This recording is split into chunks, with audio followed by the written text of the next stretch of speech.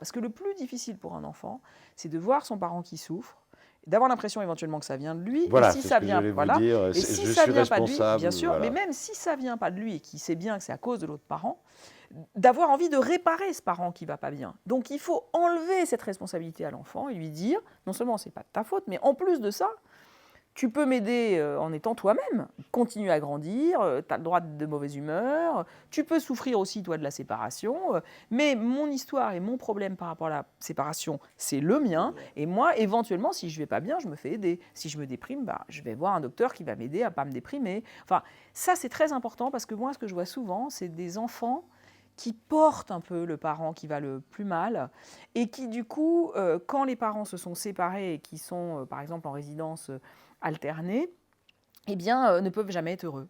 Parce que dès qu'ils sont chez le parent qui va pas trop mal, ils pensent au parent qui va mal, en disant oh là là, mais qu'est-ce qui lui arrive, etc. Et quand ils sont chez le parent qui va pas bien, ils pensent à l'autre en se disant quand même c'est à cause de lui que lui il est pas bien, etc. Donc c'est des gens, c'est des enfants, ils peuvent jamais être heureux.